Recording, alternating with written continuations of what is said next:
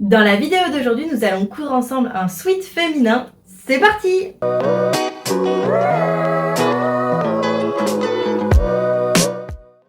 Bonjour à tous, on se retrouve aujourd'hui pour le tuto vidéo du sweat Kalao. Le sweat Kalao qui fait partie de la collection Mountain qui sort en ce début d'année 2024. Il a été co-développé avec Amélie de Un Patron, Un Mois. Donc c'est un sweat résolument féminin avec ses jolies manches plissées qui donnent tout de suite une allure plus féminine, un autre style en fait au sweat. Donc après, vous avez différentes options qui s'offrent à vous. Vous avez des variantes au niveau de l'encolure, au niveau de la forme des manches, au niveau du bas du buste. On va voir ça tout de suite. Du coup, au niveau de l'encolure, soit vous faites une encolure toute simple. Donc vous faites un rentré vers l'intérieur que vous venez surpiquer. Comme ça vous fait une encolure un petit peu plus dégagée. Sinon, vous avez la possibilité de coudre une bande d'encolure. Donc soit dans le même tissu si votre tissu a suffisamment d'extensibilité, sinon en bord-côte. Et finalement, vous pouvez coudre une capuche comme sur cette version. Une capuche qui peut être doublée ou non, puisque quand on a un tissu doudou, tout doux, on n'a pas forcément envie de venir y apposer une doublure. Donc il y a les deux formes, il faut couper sur le bon tracé. Et vous avez également la possibilité d'y faire des œillets. Donc moi j'ai fait mes œillets, mais j'ai pas encore mis mon cordon. Donc c'est à votre guise, soit vous mettez un cordon ou non, et si vous voulez mettre un cordon, vous n'êtes pas obligé de poser des œillets, parce que personnellement j'aime pas trop ça. Donc je vous explique une technique pour coudre des œillets sans œillets. Au niveau du bas du sweat, donc soit vous faites toujours une version très classique, donc droite et avec un ourlet au bas du vêtement. Sinon, vous pouvez venir y mettre du bord-côte, donc pareil, il faut couper sur la bonne ligne, forcément c'est un peu plus haut pour penser la bande de bord-côte. Et sinon, vous pouvez faire une version un peu crop élastiquée. Après, vous pouvez aussi ajuster la longueur, bien entendu. Mais du coup, on vient y faire une coulisse dans laquelle on vient glisser un élastique pour cet effet resserré un peu boule. Et donc, les finitions au bas des manches sont les mêmes. Soit vous faites un ourlet simple, soit vous mettez un élastique dans une coulisse, soit vous mettez du bord-côte ou des bracelets dans votre tissu s'il est suffisamment extensible. Et vous pouvez mixer toutes les versions. Là, j'ai fait élastique au bas du top, élastique au bas des manches. Ici, bord-côte au bas des manches, bord-côte au bas du top. Mais j'aurais aussi pu mixer. Et la dernière option de personnalisation qui vous est proposée dans le patron, c'est cette poche kangourou. Donc, d'ailleurs, j'avais pas enlevé mon petit mouchoir. Donc cette poche kangourou, vous voyez, on y passe facilement les mains, mais sans qu'elle soit trop imposante. Et du coup, cette version, on peut la mettre que sur la version avec bord-côte, pour avoir une plus jolie finition.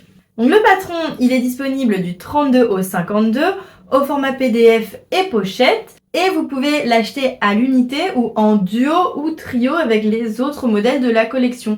Donc avec la robe pull Saiga ou le bomber veste Loris. Si vous les achetez en duo ou en trio, vous avez forcément une petite réduction. Donc le sweat, comme son nom l'indique, est à coudre dans un tissu plutôt sweat. Donc dans un sweat, dans un molleton, à la rigueur dans un tissu Milano. Après, du coup, on s'approchera plus du soupule dans ces cas-là, mais ou dans une maille même. Tout ce qui peut se prêter à faire un petit peu un pull. Je l'ai appelé sweat parce qu'il répond quand même au code du sweat avec sa bande d'encolure, ses bracelets, ceinture ou la version élastiquée. Mais on peut tout à fait s'orienter vers des mailles moelleuses ou tout autre tissu qui présente à minima 20 à 30% d'élasticité pour être suffisamment confortable. Au niveau de la coupe, donc ça reste un sweat assez féminin et près du corps. Il n'est pas moulant du tout, mais on n'est pas du tout sur un sweat oversize. Donc vous voyez, il y a quand même de l'aisance, hein, mais on est sur un sweat, pour un sweat relativement ajusté. Donc j'en dis pas plus, je pense que j'ai tout dit, et on attaque tout de suite la couture, et on démarre par la mesure du taux d'élasticité. Pour commencer, on va voir comment mesurer le taux d'élasticité de notre tissu. Donc on prend notre tissu et on va venir placer 2 épingles espacées de 10 cm précisément. Et ensuite, on va maintenir notre règle ou peu importe votre mètre ruban au niveau de la première épingle et on va étirer le tissu avec notre main droite pour voir jusqu'à combien on peut étirer. Vous voyez là, moi j'arrive assez facilement au chiffre 12 et ma règle est ici sur le 0. Le 0 est au niveau de mon épingle. Ça veut dire que mon tissu il a bien 20% d'élasticité. C'est ce qu'on cherche. Et surtout, on voit que quand je relâche, ça se repositionne bien à 10 cm. J'ai pas 11 où mon tissu s'étire et revient en position. Il convient donc à Calao qui nécessite un tissu avec minimum 20% d'élasticité. Sinon, il faudra peut-être que vous preniez une taille au-dessus. Aujourd'hui, moi, je vais coudre 2 versions. Donc la première dans ce sweat blanc trop cool, donc à la fois sobre mais en même temps texturé, qui vient de chez Mondial Tissu. C'est la nouvelle collection sortie en janvier 2023. Donc je vais faire une version élastiquée dans le bas et au niveau du bas des manches. Donc on coupe le patron sur la bonne ligne.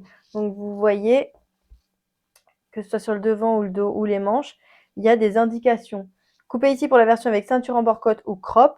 C'est ce que j'ai fait. Et si vous voulez une version longue, classique, où on fait juste un ourlet dans le bas, vous coupez ici. Pareil pour le dos. Et pour les manches, moi, je vais faire donc ici la version élastiquée. Donc, il faut bien couper ici et vous voyez, la forme n'est pas la même. Une fois que vous aurez imprimé votre patron, vous verrez bien qu'il y a une forme différente. Bah, on suit bien le tracé. Et du coup, pour l'effet élastiqué, il me faudra de l'élastique plat comme ceci, d'1,5 cm de large qu'on glissera dans une coulisse qu'on va fabriquer. Donc, bien sûr, on coupe un devant au pli, un dos au pli, les 2 pièces manches. On repère bien tout l'écran sur la tête de manche, il y en a beaucoup pour les plis, et moi je vais faire la version avec bande d'encolure, donc que j'ai coupée ici dans mon tissu. Mais vous pouvez par exemple la couper en bord-côte aussi. Si votre tissu a suffisamment d'élasticité, pas de souci pour la couper directement dans le tissu. Ensuite, je vais faire une version plus sportswear, donc dans ce tissu qui vient de chez Dressenstoffen, qui est moutarde avec un petit flocage lurex or léopard. Et du coup, je vais faire avec du bord-côte au niveau de la ceinture et des poignets. J'ai trouvé dans le petit magasin à côté de chez moi du bord-côte moutarde. Donc, je vais vous faire un petit aparté pour la découpe de la ceinture que je vous mets tout de suite. Si vous utilisez du bord-côte tubulaire comme moi, vous voyez, donc là, c'est mon tube, je ne l'ai même pas ouvert encore. Bah, vous voyez que j'ai pas assez de longueur pour couper ma bande de ceinture. Bah, dans ce cas-là, je vais pas couper au pli, mais je vais couper du coup, on va dire en miroir. Vous voyez, je viens d'ouvrir mon bord-côte tubulaire, donc là je suis en simple épaisseur. Et si on coupe pas au pli, il faut bien rajouter 1 cm de marge de couture ici. En fait, plutôt que d'avoir une couture dans le dos, on aura une couture de chaque côté. Et donc là, je vais couper une première fois, donc en laissant bien 1 cm de marge de couture ici et jusque là. Et après, une seconde fois ici dans mon bord-côte. Et donc, j'ai coupé ma ceinture, j'ai coupé mes poignets, donc il y en a 2. Et j'ai coupé au cas où une bande d'encolure, donc en bord-côte, parce que moi, je veux faire la version avec capuche. Donc, j'ai pu couper une pièce capuche dans mon tissu, parce que je n'avais que 1 mètre et j'ai rusé. Bref, j'avais pas assez de tissu, donc j'ai coupé une pièce capuche et en fait, j'ai le même tissu, mais en gris. Oh, oh, oh non, je viens de voir que je me suis foirée. En plus, je l'ai coupé au bord ici. Oh la nouille. J'ai coupé avec mon tissu sur l'envers et du coup, j'ai pas pensé à la lisière. Bref, du coup, je voulais voir ce que ça pouvait donner en bicolore, comme ça. Et je vais la coudre, comme ça vous verrez l'assemblage de la capuche. Et si c'est trop moche, bah, je mettrai la bande d'encolure. Donc, la capuche, soit vous pouvez la faire non doublée. Donc, la pièce est un peu plus longue et on fait un rentré. Donc, je vous montrerai tout à l'heure. Soit vous pouvez la faire doubler. Donc pareil, sur le patron, il y a 2 tracés. Donc on voit pas très bien, mais à chaque fois, il y a un tracé là et un tracé plus à l'extérieur. Donc on se trompe pas, on utilise la bonne ligne en fonction de la version qu'on veut faire. Donc si c'est doublé, c'est la ligne qui est à l'intérieur. Et on pense à marquer le repère, le positionnement des œillets si vous voulez en mettre. Donc je vais vous montrer la méthode que j'explique dans le livret pour faire des œillets sans avoir à poser d'œillets en découpant les petites pièces œillets qui sont dans le patron. Donc on verra ça tout à l'heure. Si vous voulez du coup mettre du cordon, il vous faudra du cordon. Donc moi j'ai trouvé celui-ci qui va plutôt bien matcher. Et du coup moi je vais la doubler dans une chute de viscose que j'avais qui s'y prêtait bien, je trouvais. Parce que du coup pour la capuche, il faut 2 pièces en miroir, donc qui viendront s'assembler, ce sera l'arrière de la capuche. Là, ce sera le devant au niveau de votre visage. Donc si vous la doublez, il vous en faut 2 en tissu extérieur, 2 en tissu doublure, et sinon il vous faut juste 2 en tissu extérieur. Le patron de Calao a été pensé pour des tissus extensibles. Donc dans le livret et aussi aujourd'hui, je vais moi assembler à la surjeteuse. Donc toutes les explications sont données pour un assemblage à la surjeteuse. Bien entendu, c'est expliqué dans le livret et je vous fais un mini topo ici. On peut assembler à la machine à coudre avec un point extensible. Donc soit vous avez une machine à coudre assez simple qui ne propose pas beaucoup de points. Vous faites un point zigzag, assez court, assez serré pour pas qu'il se voit trop. Soit vous avez le point éclair, et ça c'est vraiment le point extensible par excellence. On dirait presque un point droit si on regarde rapidement, mais en fait ça va vous faire une couture qui reste extensible. Quelle que soit la version, on commence par assembler le devant et le dos au niveau des épaules, endroit contre endroit. Donc moi, vu que j'assemble à la surjeteuse, j'utilise des petites pinces et on coud à 1 cm du bord. Bien que ce soit des tissus extensibles, moi mes marges de couture sont de 1 cm. Une fois qu'on a assemblé le devant et le dos au niveau des épaules, on rabat la marge de couture sur le dos avec un petit coup de fer. Donc si vous faites une version avec poche, ça va être le moment de la former. Donc on va commencer par venir former les ouvertures ici. Donc munissez-vous de votre fer à repasser. Et on va d'abord faire donc sur les parties obliques ici, un rentré de 1 cm puis un deuxième de 2 cm. Moi je sais pas trop ce que ça donne si je passe directement au fer avec mon tissu floqué. Donc j'utilise un petit tissu entre les deux. Et je sais pas trop s'il marque bien au fer non plus. Donc 1 cm, puis 2 cm.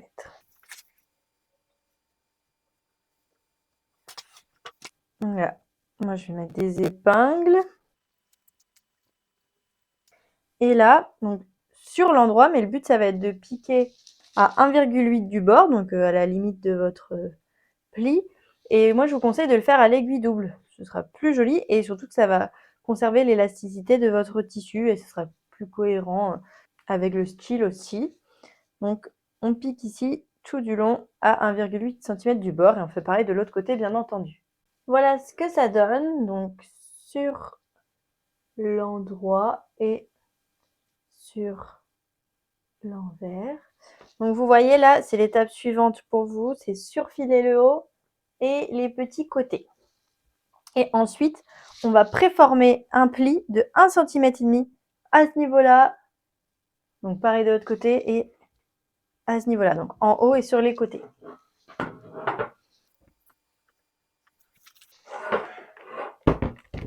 Voilà ce que ça donne. Donc moi j'ai mis des épingles parce que mon tissu marque pas bien au fer et je peux pas trop insister avec le flocage. Mais bien sûr, il faudra les enlever ici en haut. On peut les laisser en bas. Ensuite, on prend notre buste. Désolée s'il y a des petits bruits parasites. J'ai été rejoint par un assistant qui est très intéressé par mes magazines de couture. Il est juste à mes pieds. Du coup, vous prenez votre devant et logiquement, vous avez bien repéré les placements de la poche. Donc, moi, je fais de la projection, donc je peux pas venir disposer ma pièce de patron papier. Sinon, vous prenez votre pièce de patron papier, vous mettez des épingles ou des fils de bâti.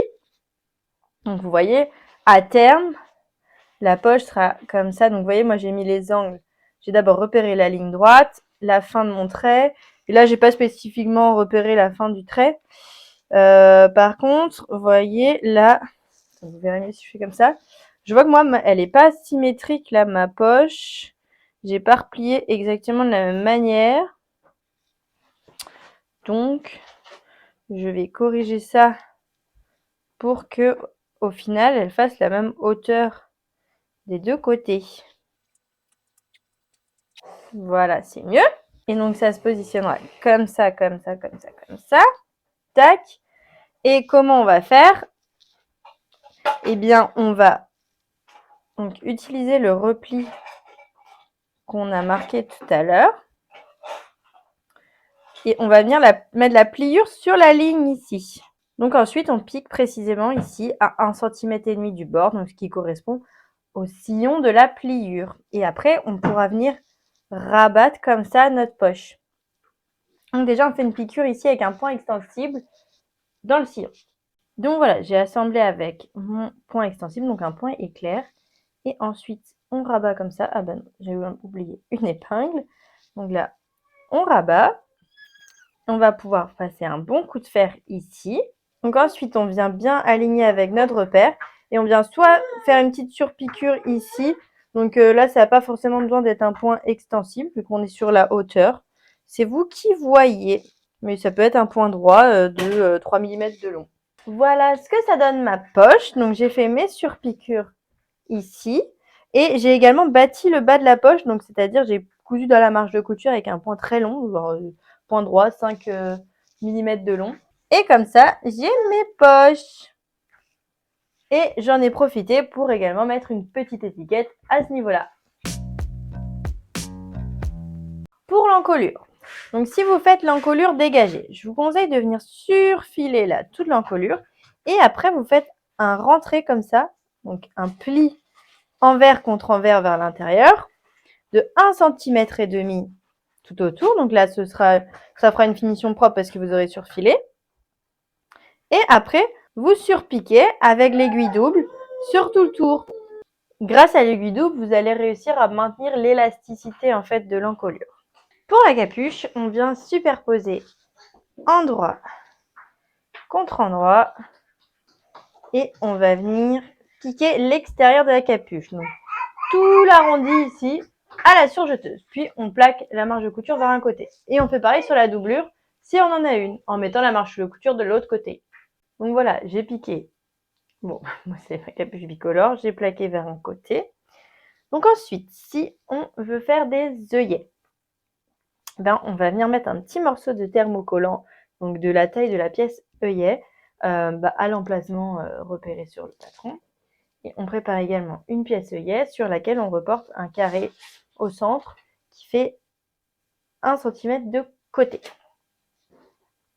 Et on va venir épingler ce carré sur l'endroit, précisément à l'emplacement repéré sur le patron. Donc on épingle ainsi et il faut que le bord du carré soit dans l'axe de la capuche pour que ce soit plus joli. Et on va piquer avec un point droit assez court, 2 mm par exemple, sur tout le carré en faisant des changements d'angle très propres. Donc voilà, vous voyez, je l'ai fait de l'autre côté. Il faut que ça vous donne quelque chose comme ceci. Et maintenant, on va cranter pour pouvoir retourner sur l'endroit. Donc là, il faut être méticuleux. Donc on prend son temps. Donc il faut réussir à percer d'une manière ou d'une autre. Et là, on va venir cranter jusque chaque angle très précisément. Sans, bien sûr, couper la couture. Voilà. Donc si vous le souhaitez, vous pouvez dégarnir un peu, vous pouvez voir. Et on retourne par l'ouverture. Laissez toute la pièce œillet. Tac. Et c'est là qu'il va falloir jouer du fer à repasser pour bien plaquer tout ça.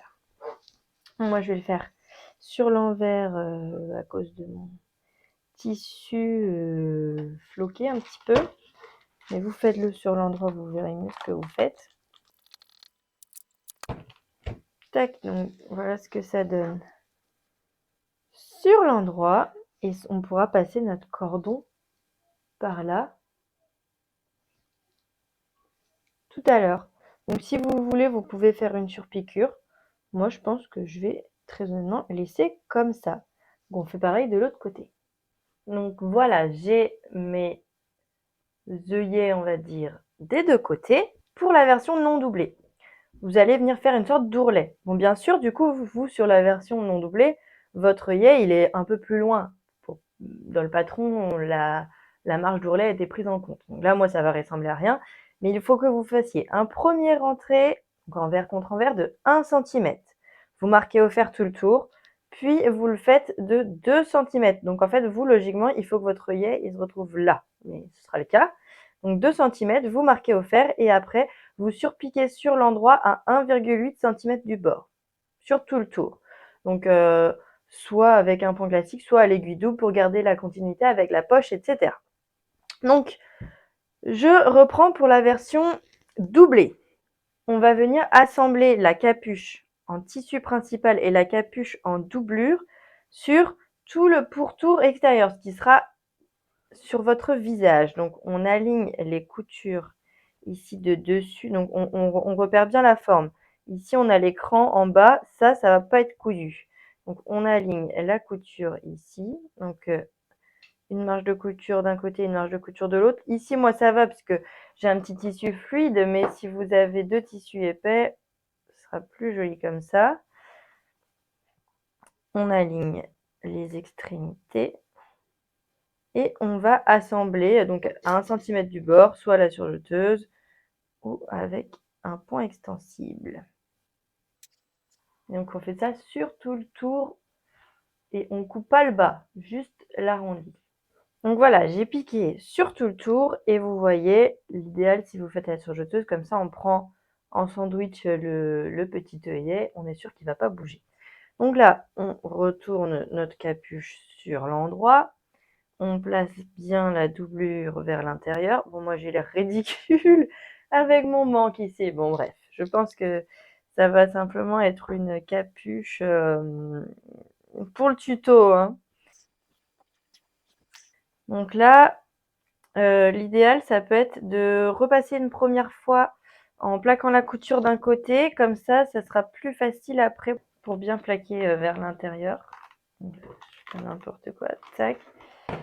Et comme ça, après, le tissu se place plus facilement. Donc, on laisse la doublure, on laisse un petit jeu ici d'à peu près 1 mm pour que la doublure ne ressorte pas sur l'endroit. Ce sera plus joli. Donc, on repasse sur tout le tour. Et ensuite, on va venir faire une surpiqûre, comme pour la version non doublée, à environ 1,8 2 cm du bord. Bon, après là, ça va dépendre de votre précision lorsque vous avez cousu votre œillet. L'idéal, c'est de centrer l'œillet. Donc là, moi, j'ai été peu précise. Donc, je vais piquer à 3. Alors, voilà ce que ça donne. Donc moi, j'ai fait une couture au point droit de 3,5 mm de long. Et j'ai fait au point droit parce que de toute façon, moi, j'ai utilisé de la viscose sur l'envers. Donc, pour l'élasticité, on est déjà foutu. Et comme ça fait une coulisse pour après pouvoir glisser le cordon par la suite. Si vous avez pris l'option avec cordon, et sinon, ça maintient solidaire la doublure et le tissu principal. Ensuite, on va bâtir, donc moi je l'ai déjà fait, la doublure et le tissu principal au bas en fait, pour qu'ils ne forment plus qu'un. Donc en alignant bien l'écran, la couture de milieu dos, etc. Et on va passer à l'assemblage. Donc là, je prends l'encolure face à moi. Donc on veut épingler la capuche endroit contre endroit. Donc là, on va commencer par le milieu dos. Donc on épingle le milieu dos avec la couture de la capuche. On a des crans pour les épaules, donc on vérifie bien que la marge de couture sur le buste et vers le dos. On épingle. On fait pareil de l'autre côté. Et ensuite, là, les pans vont venir se superposer. Donc on prend d'abord celui de droite quand vous êtes dans la configuration comme moi. Et il y a un petit cran ici. Il faut l'aligner avec le milieu devant. Donc on épingle d'abord le pan de droite. Donc tout à l'heure, lors de la couture, il faudra bien faire attention à ce que ici, là, ce petit bout, il se plaque bien ici. Si vous avez un doute avant d'aller à la surjeteuse, faites un petit point à la machine ici. Donc moi, je vais profiter pour mettre une deuxième épingle hein, pour bien faire attention. Et ensuite, le deuxième pan vient se superposer ici. Et pareil, on aligne le cran.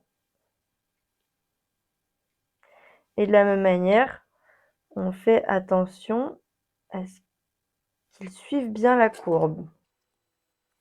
Donc moi, pour être sûre de ne pas faire de bêtises, je vais passer un petit point de bâti ici dans la marge de couture avant de passer à la surjeteuse. Et bien sûr, on peut mettre quelques autres épingles ici. Donc, vous voyez ici, les longueurs coïncident.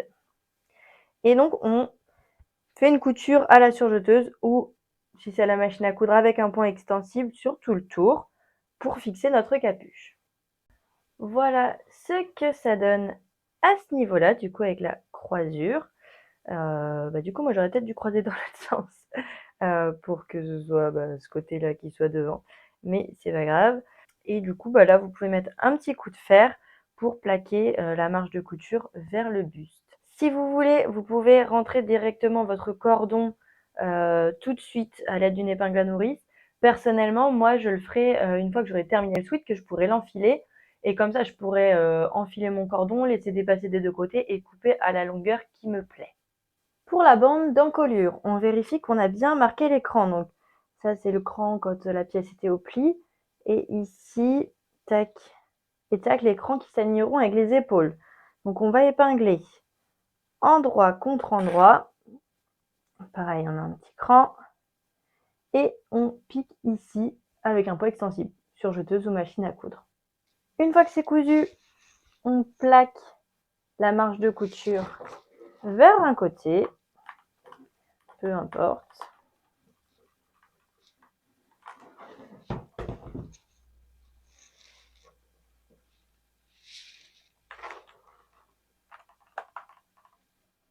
Et on va plier la bande en deux, envers contre envers.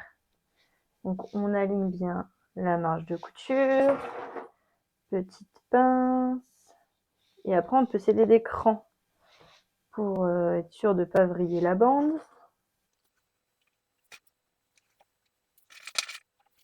Et donc on marque la position au fer. Donc ensuite on prend notre buste et on va venir épingler la bande. Alors je ne sais pas pourquoi j'ai un cran ici. Je ne sais pas d'où il sort, c'est une erreur. Donc on aligne le milieu dos endroit contre endroit. Donc avec la couture de notre bande. Ensuite, on aligne du coup les crans intermédiaires avec la couture d'épaule, puisque l'encolure dos est beaucoup plus courte que l'encolure devant, c'est pour ça que le cran n'est pas centré. Donc on vérifie bien que les marges de couture du buste sont vers le dos, milieu devant, et couture d'épaule à nouveau. Et là, donc comme souvent, on voit que la bande d'encolure est plus courte que l'encolure. On va donc devoir étirer notre bande d'encolure pour qu'elle fitte avec la longueur de l'encolure. Mais bien sûr, on veille à ne pas étirer l'encolure, sinon ça va bailler. C'est ce qui permet que l'encolure soit bien plaquée sur votre buste. Donc voilà ce que ça donne. J'ai cousu ma bande d'encolure. Tac. Un petit coup de fer. Donc voilà, l'encolure se passe assez naturellement vers le buste.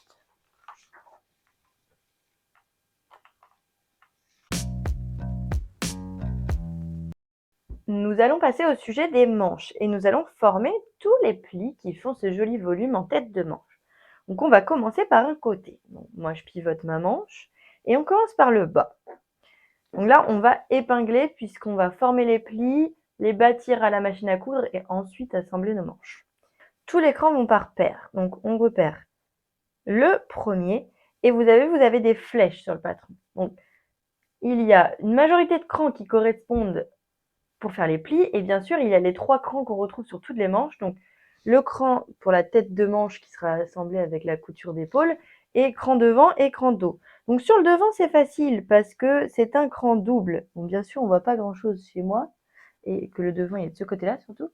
C'est un cran double, donc c'est pas lui qu'on va venir épingler. Mais sur le dos, il y a un cran qui se mêle aux autres. Mais vous voyez bien, tous les plis font le même espacement. Donc, c'est facile de se repérer. Donc on commence, on repère le premier cran qui est ici et là, moi, mon deuxième cran. Donc qu'est-ce que je fais? Je suis sur l'endroit de ma manche, je viens les superposer précisément. Voilà, là j'ai mes 2 crans superposés et je mets une épingle. Donc je mets une épingle bien perpendiculaire au bord de la couture, au bord du tissu, pardon, comme ça. Et ici, on va venir rabattre le surplus sur l'envers vers le bas de la manche, vers ici. Là, j'ai ma tête de manche et je rabats vers le bas de la manche. Je vous montre pour un deuxième. Et là, moi, j'épingle bien mon surplus pour qu'il ne bouge pas. Ici, ça, j'y touche pas. Là, ça, c'est mon double cran pour assembler à mon buste. Donc là, j'ai un autre cran et on voit que l'espacement, il est le même que précédemment. Donc, on superpose les crans bien précisément, on met bien le tissu bord à bord. On met une épingle dans l'axe du cran, perpendiculaire ici, tac tac, et on rabat sur l'envers vers le bas. Donc on vient un peu recouvrir ici notre cran.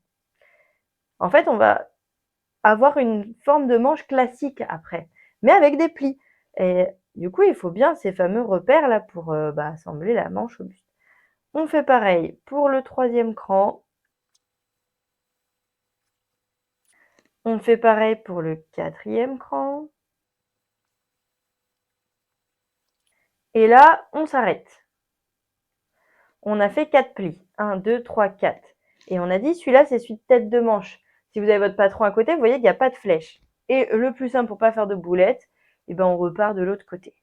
Du coup, on repère le premier cran. Ici, on a un autre. Et là, on peut déjà se douter que celui-là, ce sera le cran pour assembler avec le dos, puisqu'ici, après, on a un espacement qui correspond au même qu'ici. Il suffit de regarder votre pièce de patron, de toute façon. Donc, j'épingle dans l'axe du cran et je rabats vers le bas de la manche. Donc là, le bas, il est vers là maintenant pour moi. Et je fais ça pour les 3 autres plis qui restent. Donc, voilà ce que ça donne. Tac. Ça nous fait un pli creux, un très grand pli creux. Ici. Et voilà. Donc là, on va venir faire une piqûre à la machine à coudre à 5 mm du bord pour maintenir tous les plis en forme et comme ça on pourra enlever nos épingles. Donc pour ceux qui aiment bien se projeter dans différents tissus, voilà ce que ça donne avec la manche blanche. Donc pareil, j'ai rabattu les surplus vers le bas. Donc voilà ce que ça donne. Donc on pique dans la marge de couture. Et comme ça, tous les plis sont maintenus. On vérifie que tous nos surplus sont bien rabattus, que ça s'est pas vrillé ou quoi que ce soit. On enlève bien toutes les épingles, parce que sinon à la surjeteuse, ça va pas être joli joli. Et on prend notre buste, l'endroit face à nous. Là, on a le devant, là, on a le dos. On repère le devant, double cran, le dos, simple cran, et ben ça va être pareil avec la manche. On va venir l'épingler endroit contre endroit. On vérifie que c'est le bon côté, donc on repère la tête de manche. Et ici, moi, j'ai bien mon double cran qui va aller là. Si ici, en me positionnant endroit contre endroit, j'ai un simple cran, c'est que c'est la manche qui va aller de l'autre côté. On prend l'autre manche. Donc là, on vérifie, on met bien le surplus, la marge de couture, pardon, vers le dos. On épingle le cran de tête de manche. On épingle les extrémités. Pareil de l'autre côté. Et on aligne les crans. Si vous voulez, vous mettez plus d'épingles. Là, en fait, c'est un peu comme une manche classique, hein. Bah, juste on a les plis, mais au niveau de l'épinglage, ça reste comme d'habitude. Et là, pareil, on aligne le cran donc, qui se trouve ici. Et on place le nombre d'épingles qu'on a envie. Et moi, je vais assembler directement à la surjeteuse, du coup, à 1 cm du bord. Sur tout le tour, on commence à une extrémité, on passe sur la tête de manche, on continue, on s'arrête à l'autre extrémité. Donc voilà, j'ai cousu. On vérifie sur l'endroit que tout le monde se positionne bien. Voilà. Et donc là, on va pouvoir plaquer la marge de couture vers le buste. Donc moi, je le fais sur l'envers, toujours à cause de mon tissu. Donc, on plaque vers le buste. Donc là, j'ai mon pull face à moi. J'ai le dos, le devant et les manches. Et là, on va venir le fermer, donc le buste et les manches en une seule fois. Donc, qu'est-ce qu'on fait? On prend notre devant qu'on vient plaquer sur notre dos endroit contre endroit et on prend le bas de manche, on le place endroit contre endroit et on épingle. On place également une épingle au niveau du dessous de bras.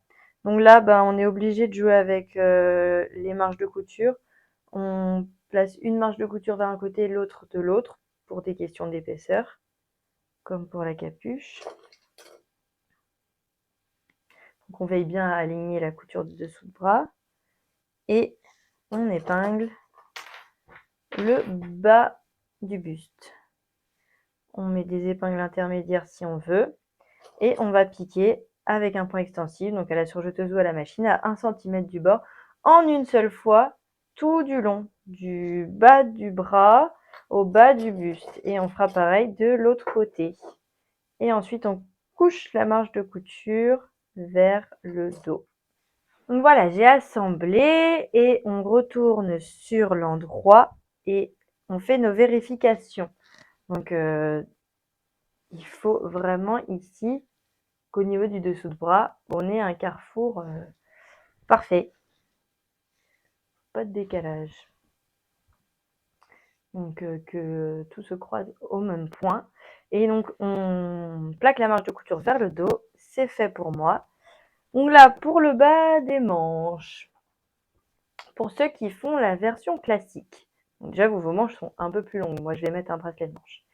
Vous surfilez le bas et vous rabattez d'1,5 cm sur l'envers et vous faites une piqûre avec un point extensible, idéalement à l'aiguille double du coup, pour maintenir votre ourlet. Et vous aurez fini le bas des manches. C'est exactement le principe pour le bas du sweat si vous faites un ourlet simple.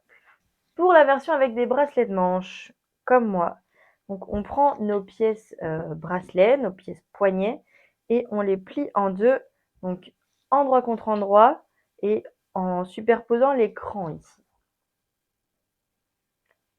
Et on pique à 1 cm du bord, ou enfin, on fait notre couture à la surjeteuse ou à la machine à coudre avec un point extensible ici. Donc voilà, j'ai piqué. Donc là, on va repasser la marge de couture vers un côté. Puis on va retourner sur l'endroit en le pliant en deux. avec le cran qu'on avait marqué, qui représente le milieu de la pièce. Donc on fait attention de ne pas faire vriller la marge de couture et on retourne sur l'endroit, comme ceci. Et là, on peut marquer l'extrémité au fer. Ensuite, on va vouloir mettre 4 repères équidistants comme ça. Donc, le premier, ça sera la couture, mais ça peut valoir le coup de mettre une petite pince ou une épingle, étant donné une petite pince ou une épingle pour les maintenir solidaires et qu'ils ne bougent pas. Après, on plie en deux comme ça pour retrouver le milieu. Et on superpose les deux repères pour trouver les deux autres crans. Et on fait pareil sur le bas de la manche. Il faut 4 repères, donc la couture de dessous de bras et les 3 autres. Là, il y a 2 écoles. Il y a ceux qui préfèrent mettre le bracelet dedans et ceux qui préfèrent le mettre à l'extérieur. Peu importe, le tout c'est que ça se retrouve endroit contre endroit. Donc là, moi, ma manche est sur l'endroit. Donc il faut que j'enfile le tube autour. Et si vous voulez préférer mettre à l'intérieur, il faut mettre votre manche sur l'envers. Donc on aligne les dessous de bras, enfin les coutures quoi. Donc moi j'enlève mes épingles parce que là je vais faire cette couture à la surjeteuse parce que comme vous l'avez vu, le bracelet de manche est bien plus petit que le bas de la manche, donc il faut vraiment une couture extensible. Tac, j'utilise mes repères pour épingler. Donc il faudra étirer le bracelet de manche lors de la couture pour qu'il fasse la même taille que la manche. Tout simplement. Donc voilà ce que ça donne une fois que c'est cousu. Donc bien sûr, on étire le bracelet de manche pour qu'il fitte au bas de la manche, mais on n'étire pas le tissu de la manche lorsqu'on coud. Moi, j'ai pas ce risque-là avec mon sweat, mais si votre tissu est plus souple, ça peut arriver et ce sera pas beau parce que ce sera vraiment déformé à ce niveau-là. Donc on veille vraiment à n'étirer que le bord-côte. Mais si vous faites comme moi, vous mettez à l'intérieur et que vous placez le bord-côte contre les griffes et la manche face à vous, ça se fait naturellement. Vous n'allez même pas avoir besoin d'étirer, c'est les griffes qui vont simplement entraîner le bord-côte correctement. Comme d'habitude, un petit coup de fer pour parfaire le tout. Donc assez naturellement, la manche de couture se met vers le bord-côte. Pour le bas des manches, en version élastiquée, on va former une coulisse.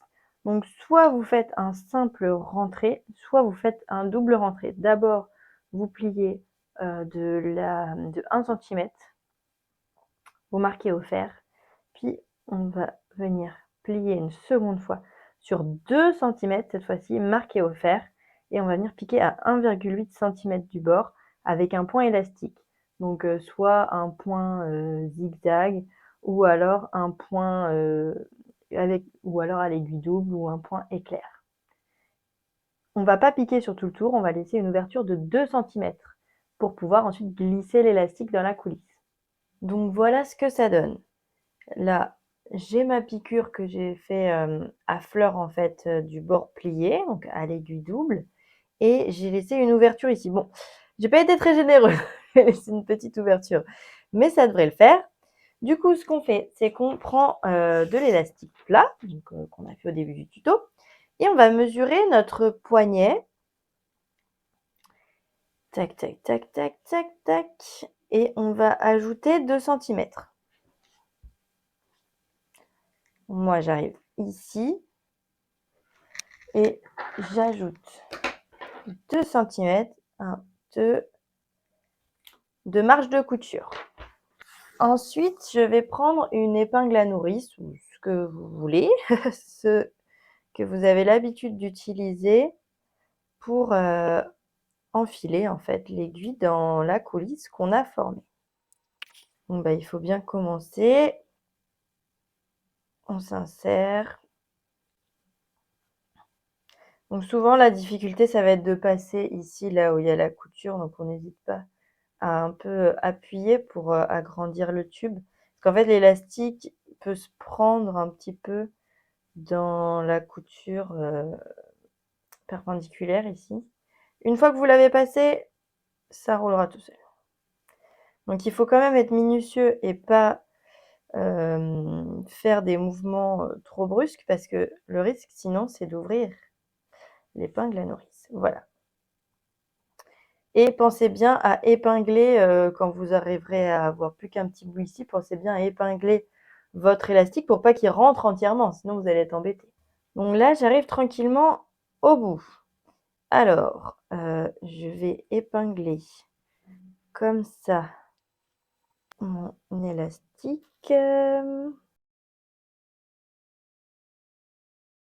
Là, ben, va falloir ressortir par l'ouverture. Donc on veille bien à ne pas vriller l'élastique, hein. Là, c'est le moment fatidique, hein. On prend son temps. Si vous êtes pressé, fâché, vaut mieux repousser cette étape à plus tard.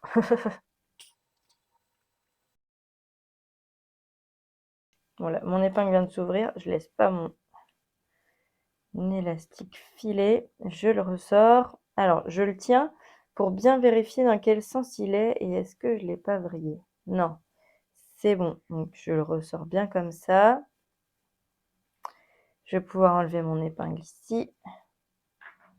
Donc, je vois que mes élastiques sont pas tordus. Et là, je vais superposer comme ça.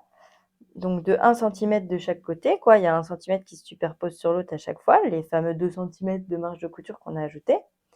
Et là, on va venir piquer à la machine, donc en se mettant, il faut ruser un peu, et on va venir faire un point de bourdon ici, donc un zigzag très serré.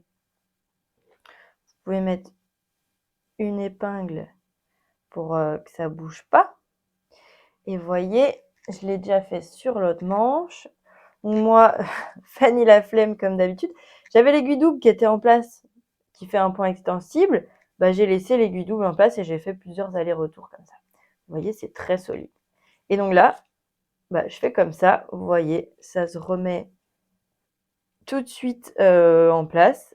Et là, on pousse bien l'élastique au bord ici pour pouvoir ensuite finir notre surpiqûre, finir notre ourlet ici et piquer ici afin de terminer l'ourlet, donc avec le même point qu'on a utilisé. On fait pareil sur l'autre manche et on aura fini le bas des manches. Et pour le bas du sweat, c'est exactement la même chose que pour les manches. Si vous avez fait la version classique, vous surfilez le bas et vous faites un rentré d'1,5 cm et vous piquez à l'aiguille double tout le tour ou avec un point extensible, parce que l'extensibilité. Donc si vous avez fait une poche, vous êtes forcément sur la version avec ceinture. Donc là, si comme moi, vous avez dû la couper en 2 fois, vous mettez endroit contre endroit. Là, moi, j'étais envers contre envers, endroit contre endroit, et on pique du coup des 2 côtés. Sinon, si vous avez pu couper en une seule fois parce que vous n'étiez pas sur du bord-côte tubulaire ou quoi, vous avez une couture à faire. Donc à terme, moi, ce sera les 2 coutures de côté, et sinon, si vous avez fait qu'une couture, ce sera le milieu dos. Donc moi, je vais déjà assembler mes côtés. Dans ce cas, je vais coucher les marges de côté toutes les deux vers le même sens et je vais dire que ce sera le devant. Vu qu'on a couché les marges de couture vers le dos, comme ça ne fera pas de surépaisseur. Donc j'en profite pour bien repasser toute ma bande. Et ensuite, comme pour les poignets, on va plier en deux. Moi, je mets une pince pour maintenir.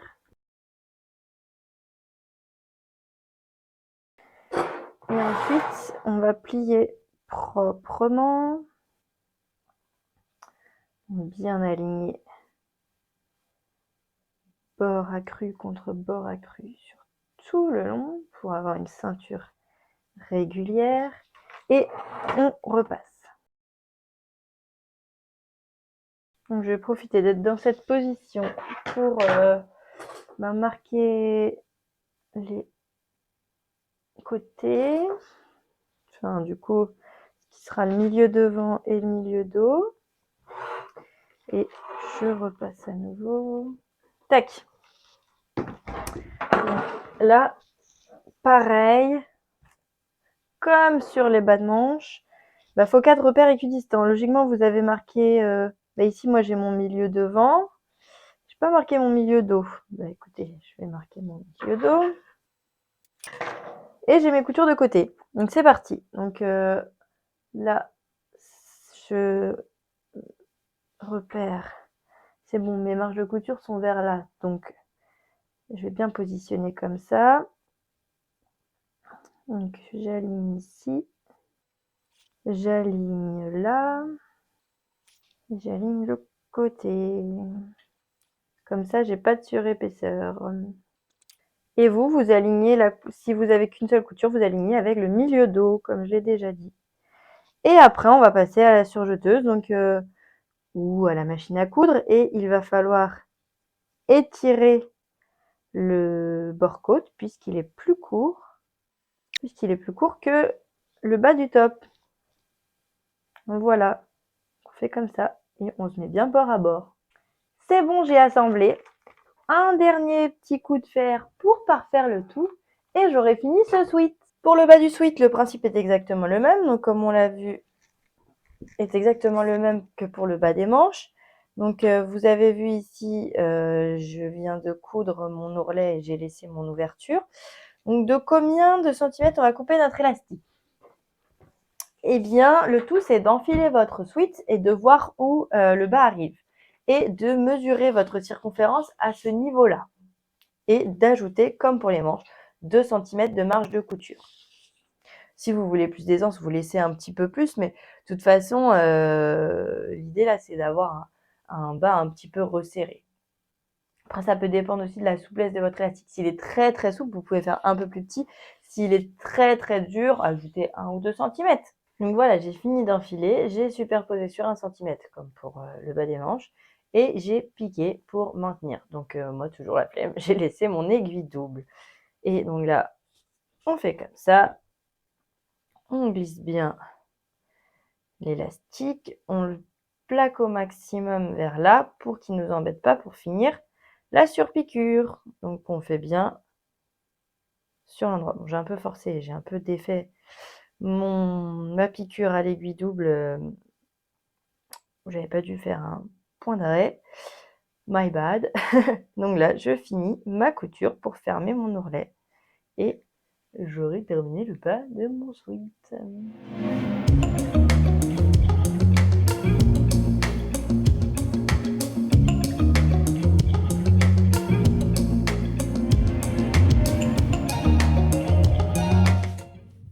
Merci d'avoir suivi ce tuto jusque-là. J'espère que vous aussi vous êtes cousu un joli sweat Calao. Si c'est le cas, n'hésitez pas à nous taguer sur les réseaux. Moi, donc instinct-du-bas couture et Amélie @unpatron1mois. Et en attendant la prochaine vidéo, je vous souhaite une bonne journée et une bonne couture.